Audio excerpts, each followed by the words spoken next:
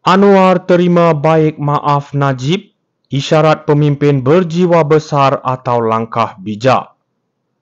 Dato' Sri Anwar Ibrahim sekali lagi menunjukkan kematangan sebagai pemimpin ketika ditanya tentang permohonan maaf bekas Perdana Menteri Najib Razak mengenai skandal 1MDB. Dengan ringkas, beliau menyatakan terima baik satu langkah yang penuh simbolik dan syarat dengan makna politik. Apa yang Anwar lakukan di sini bukan sekadar menyambut baik permohonan maaf Najib, tetapi memperlihatkan kelas dan jiwa besar seorang pemimpin yang mampu melihat jauh ke hadapan.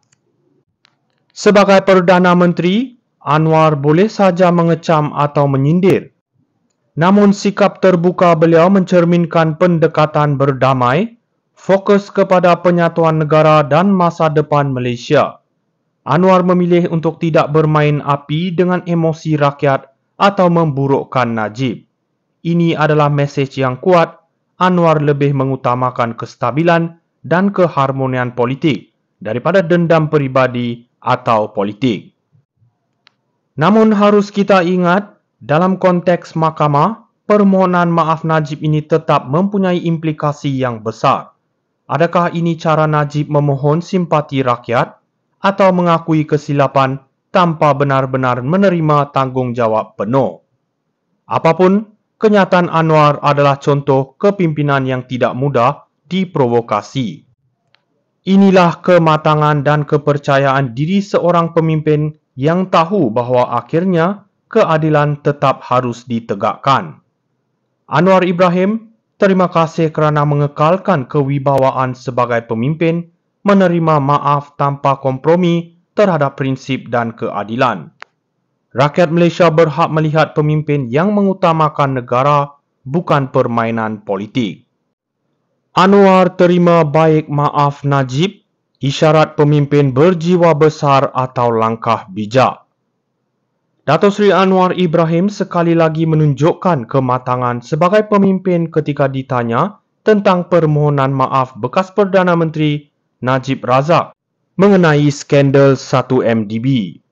Dengan ringkas, beliau menyatakan terima baik satu langkah yang penuh simbolik dan syarat dengan makna politik. Apa yang Anwar lakukan di sini bukan sekadar menyambut baik permohonan maaf Najib, tetapi memperlihatkan kelas dan jiwa besar seorang pemimpin yang mampu melihat jauh ke hadapan. Sebagai Perdana Menteri, Anwar boleh saja mengecam atau menyindir. Namun sikap terbuka beliau mencerminkan pendekatan berdamai, fokus kepada penyatuan negara dan masa depan Malaysia. Anwar memilih untuk tidak bermain api dengan emosi rakyat atau memburukkan Najib.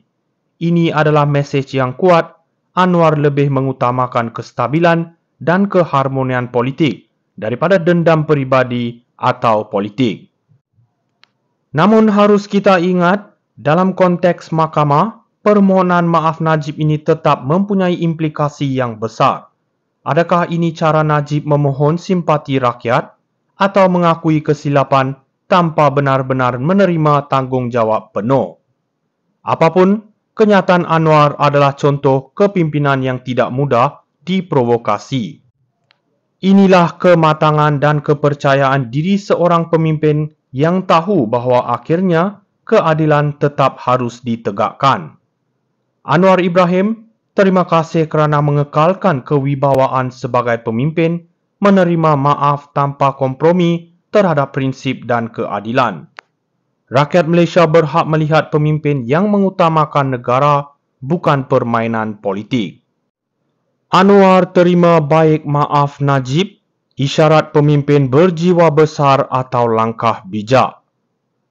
Dato' Sri Anwar Ibrahim sekali lagi menunjukkan kematangan sebagai pemimpin ketika ditanya tentang permohonan maaf bekas Perdana Menteri Najib Razak mengenai skandal 1MDB.